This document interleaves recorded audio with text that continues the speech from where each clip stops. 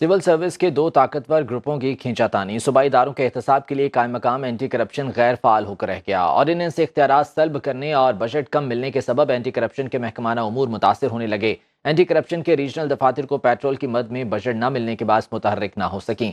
इसी बारे में मजीद जान लेते हैं। रिजवान नकवी हमारे साथ मौजूद हैं। रिजवान, ये क्या मामला है? जी बिल्कुल, पुलिस अफसरों और पाकिस्तान एडमिनिस्ट्रेटिव सर्विस के अफसरों के दरमियान इख्तियारात की जंग एंटी करप्शन को लेड हुई है। सिविल सर्विस के दो ताकतवर ग्रुप्स की खींचातानी सूबाई इदारों के एहतसाब के लिए कायम महकमा एंटी करप्शन जो है इस पे असरअंदाज होने लगी है, और महकमा एंटी करप्शन जो है ये अमली तौर पे गैर फाल होकर रह गया है। ऑर्डिनेंस से एंटी करप्शन के इख्तियारात सल्ब करने और बजट कम करने के मामला पे जो है वो एंटी करप्शन के महकमाना उमूर बुरी तरह मुतासर हो रहे हैं। एंटी करप्शन के रीजनल दफातर को पेट्रोल की मद में बजट ना मिलने के सबब एंटी करप्शन की टीमें हाथ पे हाथ धरकर बैठ गई हैं। एंटी करप्शन के तफ्तीशी अफसरों, सर्कल ऑफिसर और दीगर अफसरान की सरकारी गाड़ियों को ब्रेकें लग चुकी हैं।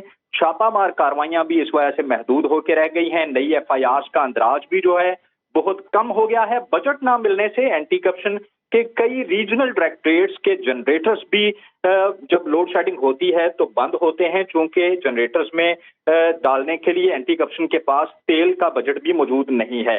इसी तरह स्टेशनरी का भी फुकदान है।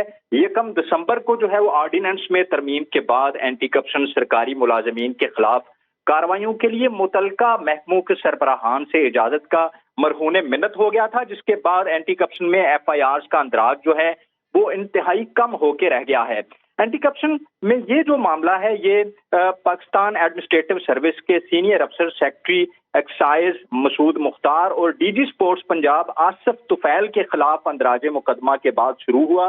उसके बाद एक तरमीमी ऑर्डिनेंस आया और उसके बाद एंटी करप्शन के इख्तियारात महदूद कर दिए गए, और अब एंटी करप्शन जो है वो मुख्तलिफ सरकारी महकमों के नायब कासद, उसके अलावा पुलिस के कांस्टेबल तक के जो मुलाजमीन हैं उनके खिलाफ भी एफआईआर का अंदराज करने का इख्तियार नहीं रखता, बल्कि इन तमाम जो सरकारी महकमों के मुलाजमीन व अफसरान हैं उनके खिलाफ अंदराजे मुकदमा के लिए एंटी करप्शन को अब उनकी अपॉइंटिंग अथॉरिटी से इजाजत लेना जो है ये जरूरी है। जी ठीक है रिजवान नकवी, बहुत शुक्रिया तफसीलात के लिए।